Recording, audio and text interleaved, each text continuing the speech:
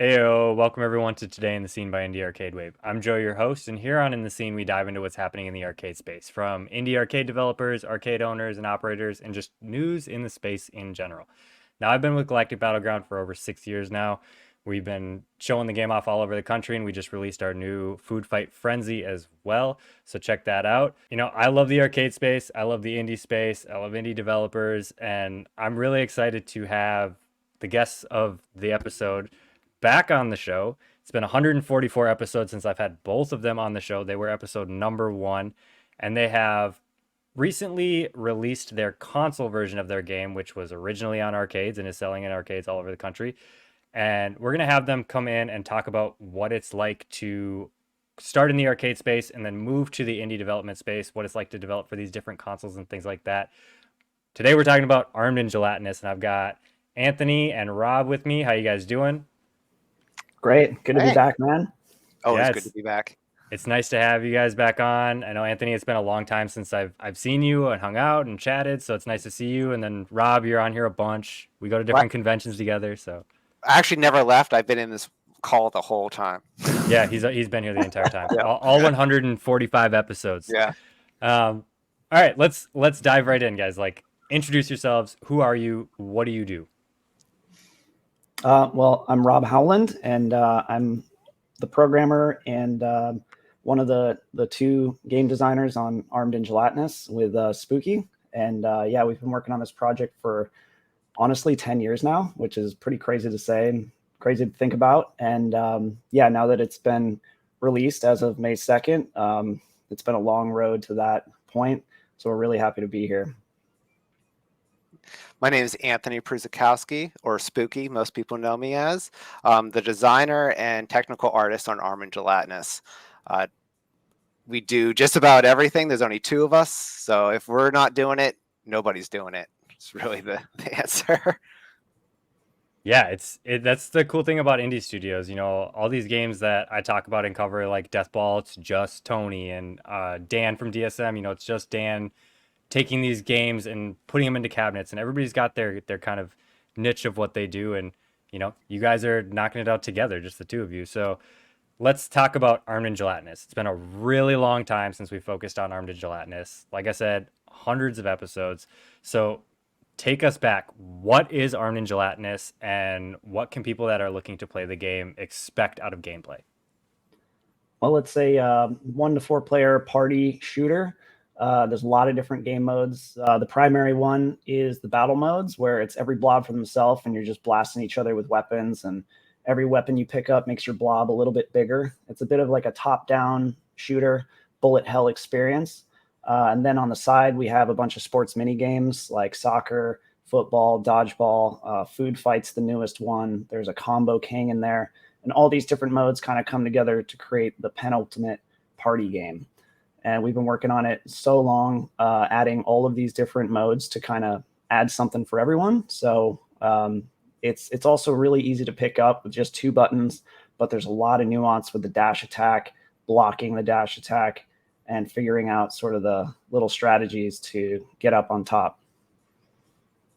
Yeah, I mean it's a fun game. It's awesome to play, and I think you covered it perfectly as to like what to expect if you were going to play it. So, Spooky, why did you guys decide to put this into an arcade first? Like, why would you do that? That's crazy. I think part of it was when we moved to Los Angeles, we started getting exposed to a lot of arcades. We're like, hey, these arcades are still here, and we would go to them. And it's also a combination of going to a lot of expos. We did an insane amount of play testing with our game. Anyone that was willing to play it, we would put it in front of them and let them play it so we could get feedback, and that really helped us design our game. And part of going to these expos, we kind of picked up, if you're a indie console developer specifically, people want a catered, almost Disneyland experience. They want you to sit them down. They want you to walk you through it. They want you to kind of do a hand-holding experience. And we were looking at all these arcade machines, and we're like, that arcade machine does basically that same experience as a large expo, but all the time, every day, every night, and you're not involved. You don't have to stand there. You don't have to pitch it. It's just going to do it. And it's kind of self-explanatory. And on top of that, someone potentially an owner or operator is going to necessarily pay you to put that in their business, which is, we're hoping is a win-win situation for both parties. That's kind of what really kind of led us into let's start really drilling down and designing for the arcade specifically. And it was an interesting straddling between like the console design and the arcade design. Like, for example, like Rob brought up just two buttons and a joystick. A lot of our game design was kind of created around those two buttons. Do we hold a button? Do we press a button? What kind of actions can we get out of that? Those simple IO, and that kind of crafted some of our game design. Yeah, I love that. I think that's like one of the coolest things to me about the arcade space away from the console is like you get to build the game and the experience and cater it to your players, but you also get to build the controller. Like you get to pick how many buttons there are, what kind of joysticks there are. Is it a 360? Is it an 8-way? Is it a freaking flight stick? It's like you have so many different options as to how to develop the game, and anything could work. Well, if you're Black Emperor, or you just get a giant wheel. Exactly. Just throw a longboard wheel in a cabinet and call it a day. You don't forget the fan. Right, and the fan. The fan's important because you're going faster and faster. So let's talk about how you got into building the cabinets first, and then we'll dive into the console side of it. So when you came up with this game idea, you started developing the game and everything, how did you get into building the cabinets? Because that's usually the biggest hurdle people have when they want to get in the arcade space. Yeah, that was tricky. We honestly started by doing everything ourselves, and that was the craziest bit. I think it was at Mag West we met a guy named Nugget who was running the arcade at the time. This was the first Mag West, and we were curious about all the arcade boards that were on the floor surrounding him as he was doing his tech stuff, trying to like fix a game or something, and we were just asking him questions about arcade machines. And he said, you should really check out this website called classicarcadecabinets.com. And, we went and looked at it, and it has all of these drawing files and these plans for classic arcade machines. And from there, we were able to modify and change around some of the designs to suit our needs. And yeah, we started with one that we loved, which was the classic 4-player stand-up Turtles or NBA Jam style cabinet. And sort of modified that for today's standards to fit a flat screen and have better ventilation and that sort of thing. And from those plans, I went to Staples and just printed out these giant pieces of paper that had all the like actual dimensions. And we took spray adhesive, sprayed that to some 4x8 plywoods, attached the paper, and then just like kind of cut out the shapes by hand with a jigsaw. And then that was our template. We had that plywood shape of what we needed. And then what we did is we painstakingly clamped it to some 4x8 melamines and then use a router with just the right bit that would roll along the template and then cut the melamine beneath it. And we actually documented all of this stuff too. We've got video of us doing it, just as sort of like a how-to, and also for ourselves so that we could go back and look at it and see exactly how we did it.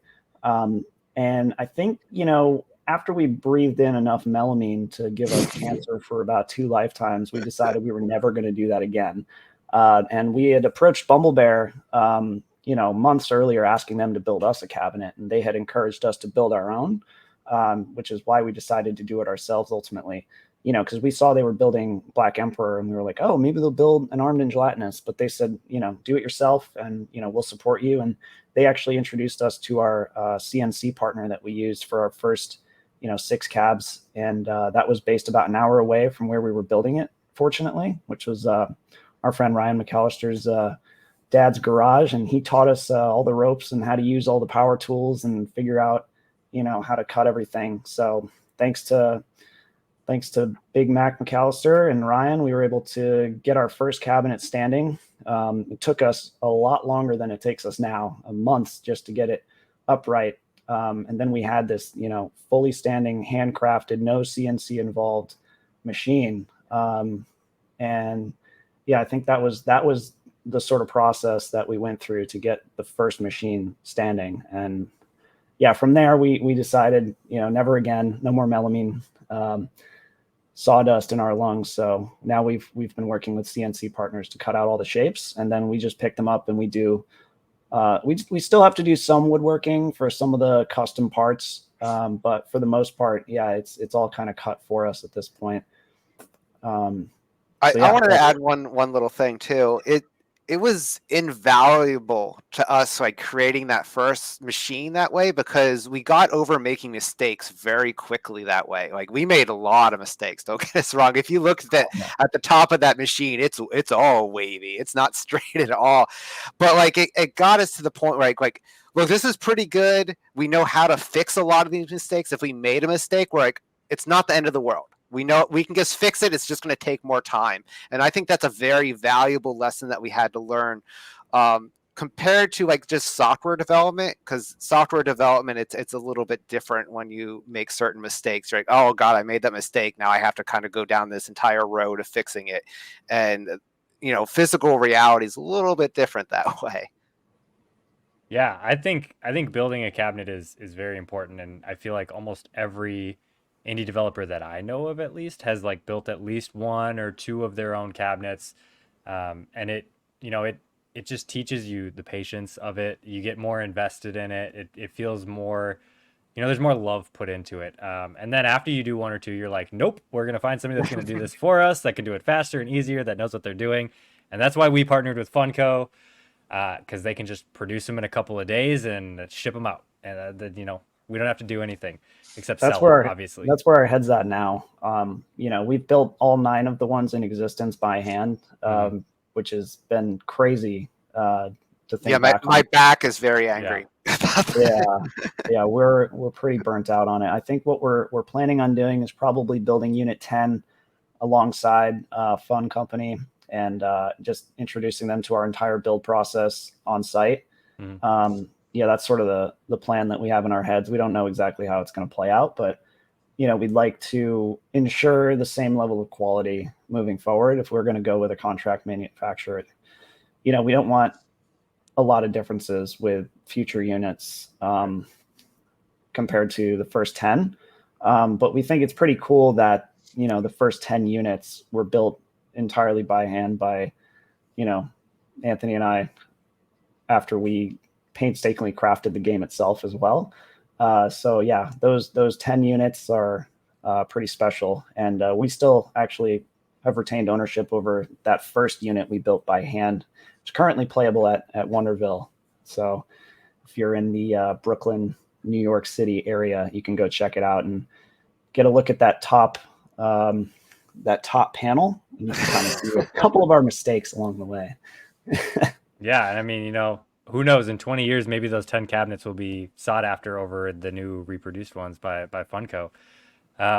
So let's talk about the new release, right? The couch edition of Armed and Gelatinous.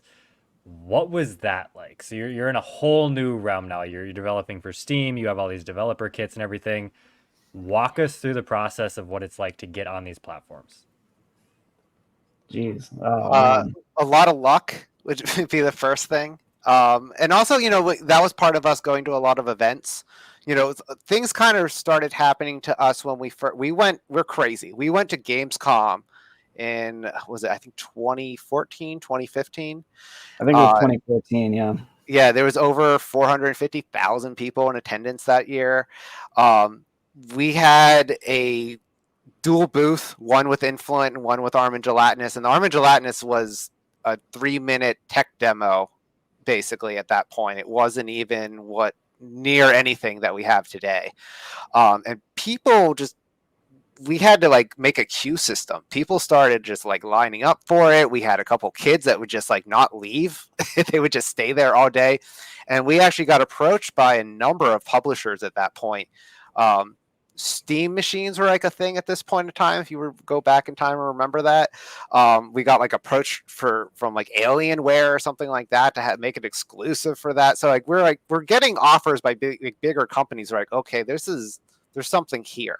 There's something there's some secret sauce here that we need to kind of explore a little bit more. And I think that was the point. We went back to the States and we're like, okay, let's do this for real. And that's kind of where we kind of picked this all up and started, and we assembled the team at that point. Yeah, that was sort of our introduction to PlayStation, or at least the first time someone from Sony approached us. It didn't really lead to anything until 2015 when we were at GDC. We were able to talk to somebody from PlayStation that said that he would be able to get us some development kits, some loaners that were available. So that was super cool. That was how we were able to get a hold of a PS4 dev kit.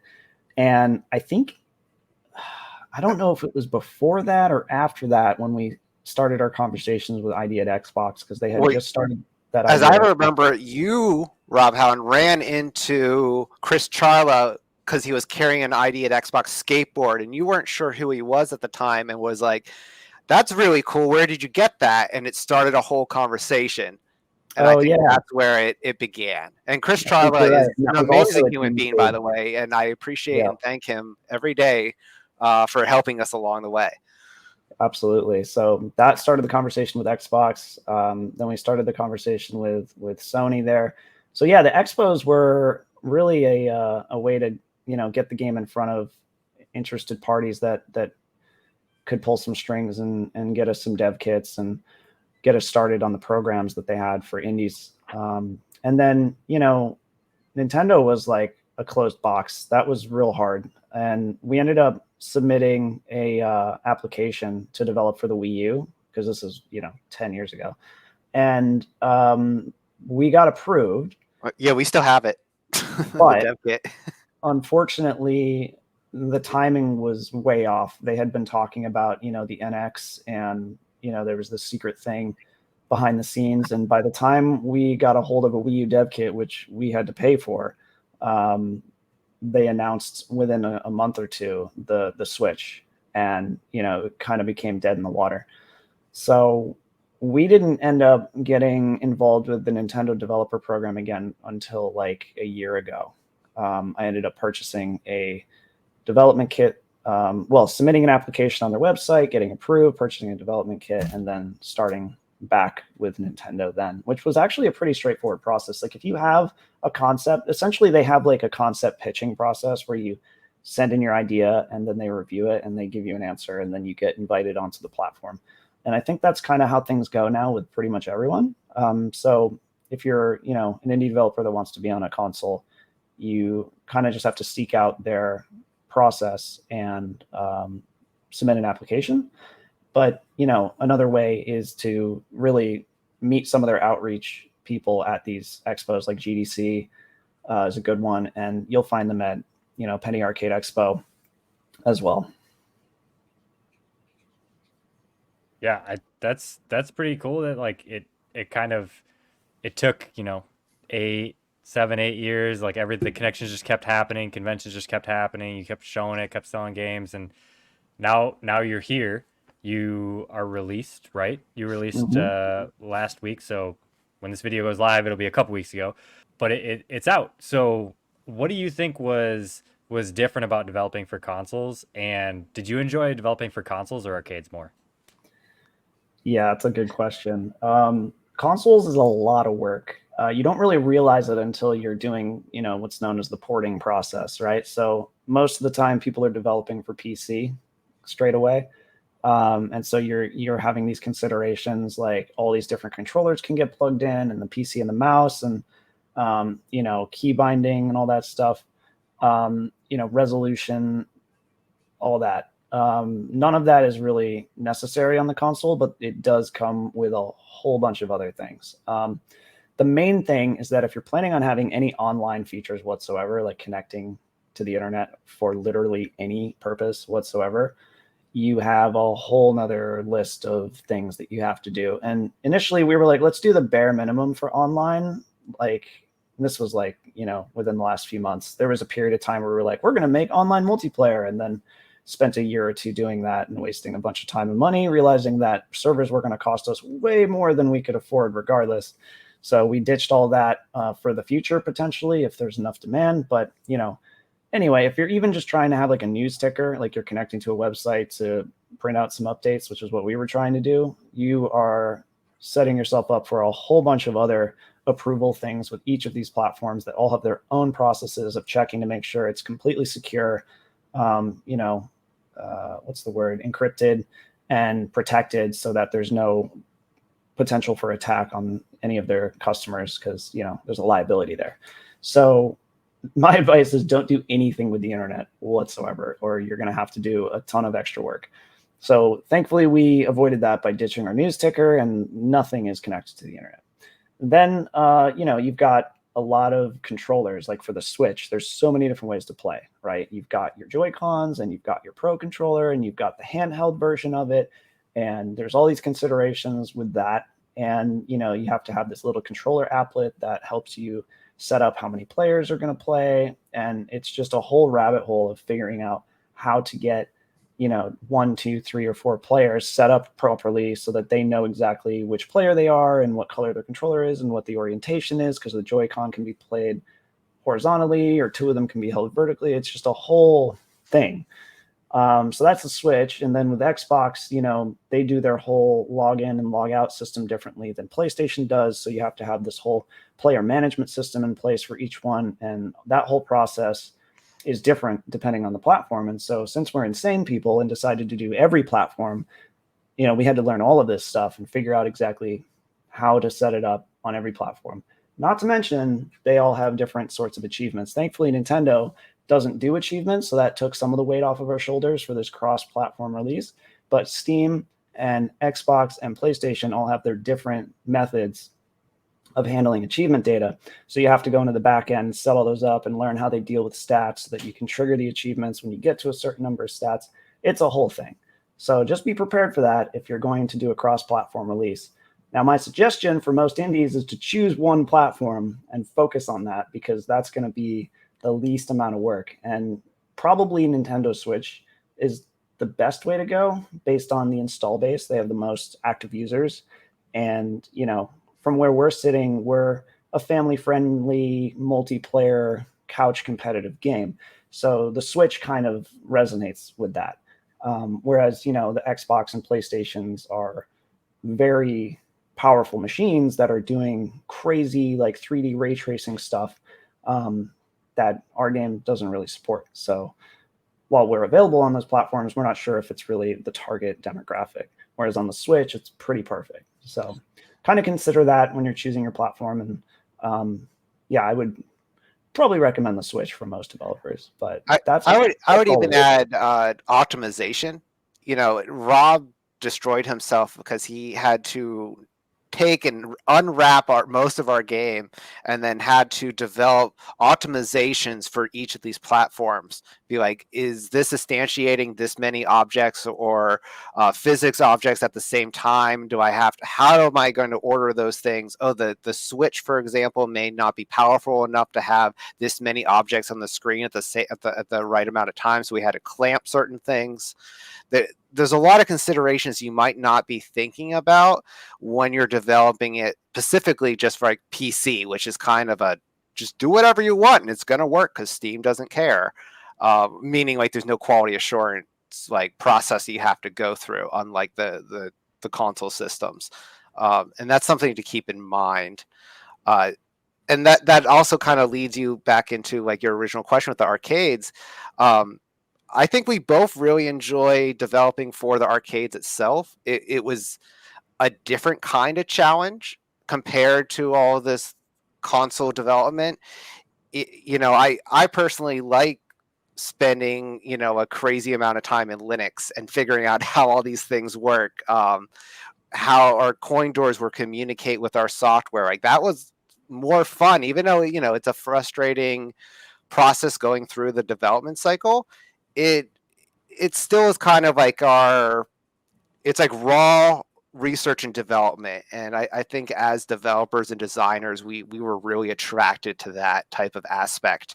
And it was a lot of fun, and especially like building a control board. There's nothing like it. Building like the physical piece of hardware and then wiring up your buttons and putting in your joysticks. Like, you don't get to do that on the console, and you get to do that on the arcade. That's one of my favorite parts, actually. Yeah, 100%. Not to mention, Spooky designed all of the control panel art, the side art, the marquee, and it all looks phenomenal. Like, it's a work of art, and it's in a public space, and that I think feels more rewarding.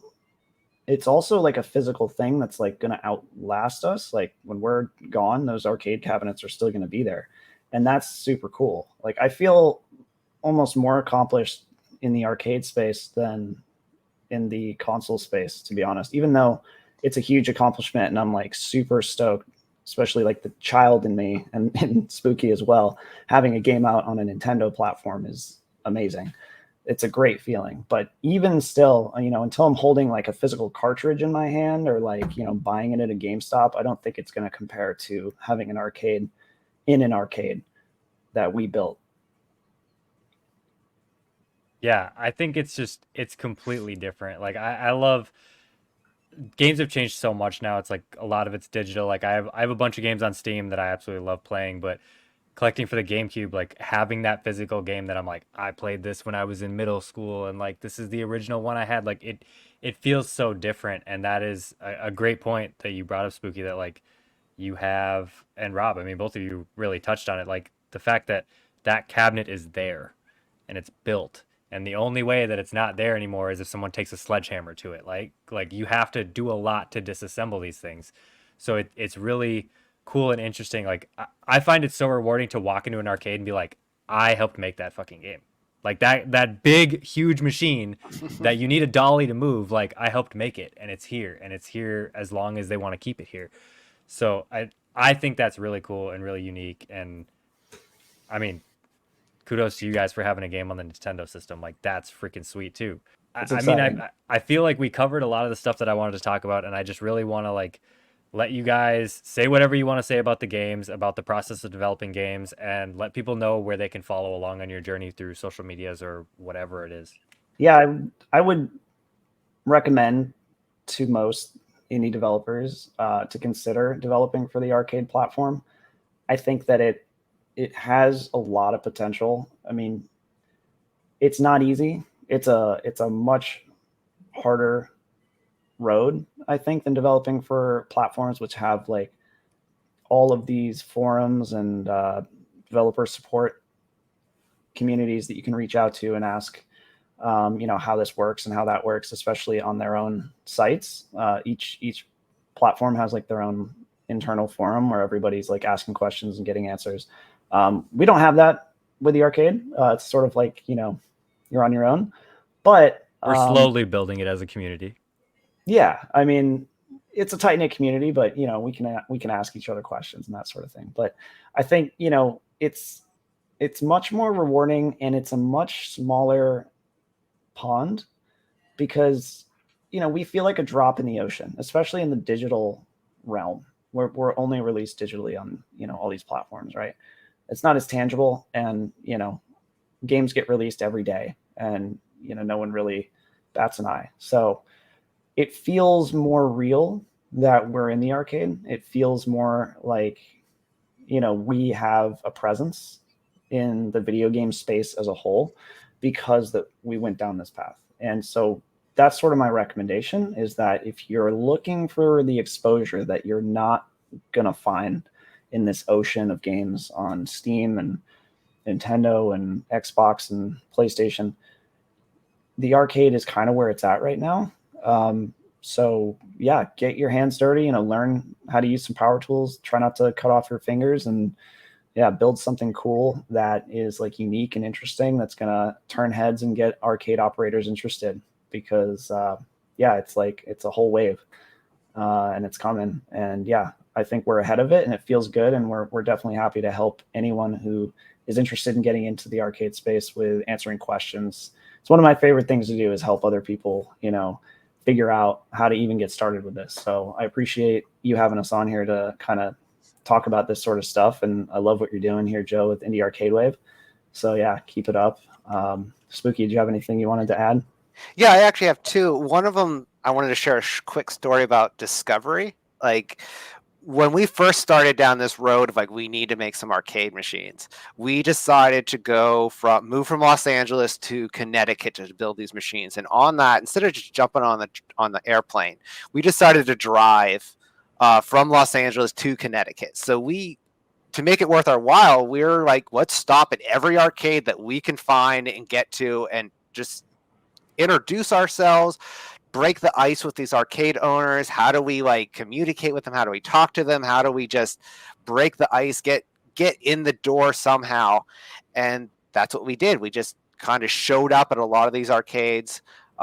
Sometimes that was successful, sometimes it wasn't. We met a lot of wonderful people along the way. And one of them, what I really wanted to say was like, when we got to Starport from Chris Myers, and we discovered your game, Galactic Battleground, for the first time, it was kind of like a big realization for us of like, we're not the only ones doing this. There's a bunch of other people who are already here, and it's really important to find them, to reach out to them, to have a sense of community with them. And that's eventually the evolution of that relationship blossom. We did find each other, we have a lot of talks, and it led to what we're doing now.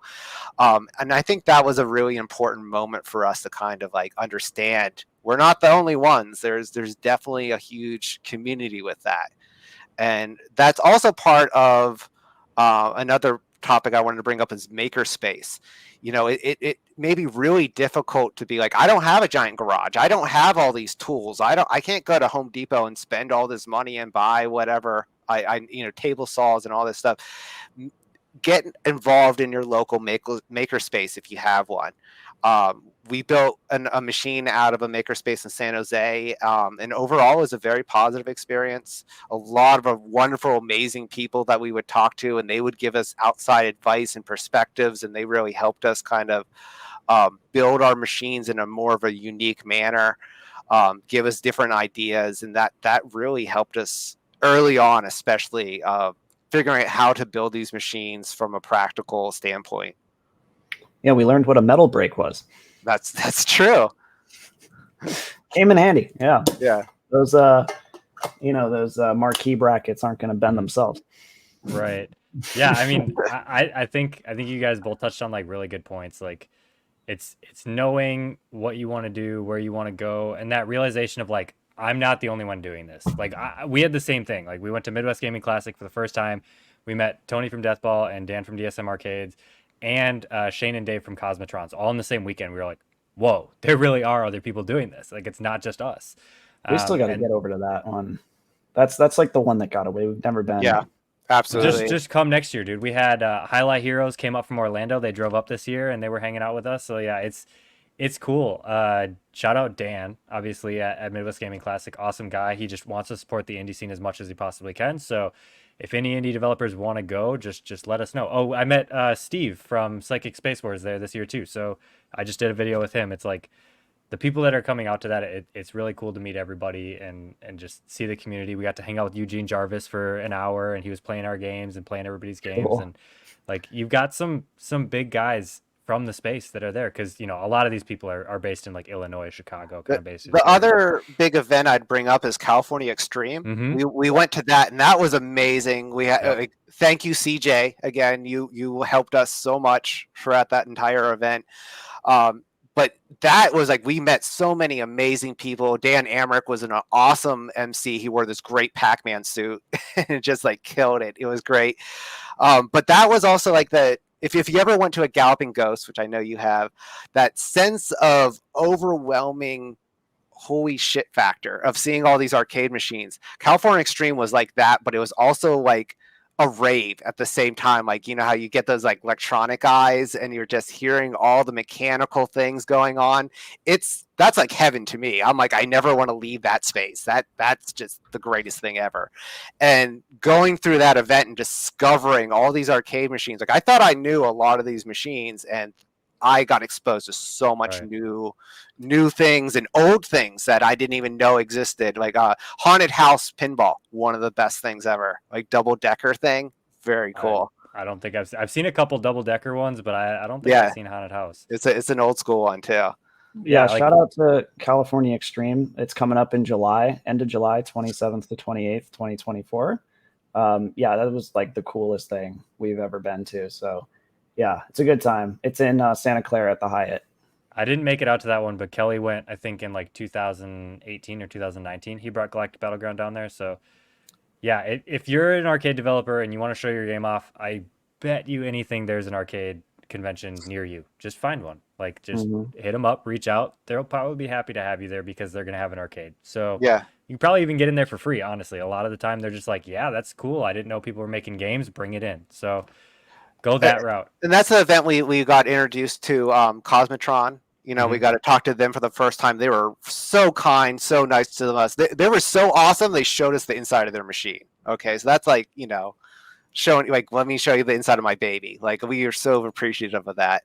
And also, like, we had our pre-existing relationship with the Killer Queen guys. We've known them for a long time, but they were there, and we went to their panel, and they just dropped knowledge and just like shared it. And that's kind of one of the awesome things about these events is you find these other passionate people that care so much about arcades, and they are so willing to share that like forbidden knowledge almost. You know, they're like, I know all these secrets, but I want you to know too, because this thing is just so cool.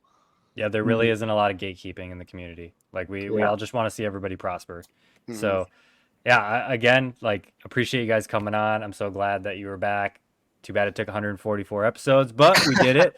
And you guys have a new release and everything. So thanks, guys. I appreciate your time. For anybody that's still watching, don't forget to like, share, and subscribe. It helps us a ton. The wave will continue to grow, and we can all ride it together. We've got 2 versions of Galactic Battleground, the tabletop and Konami, available for sale. The t-shirts for Galactic Battleground and on Indie Arcade Wave, as well as Food Fight Frenzy, is coming soon. So keep an eye out for that. That is an official Atari license, and we want to see that all over the country. But until next time, peace.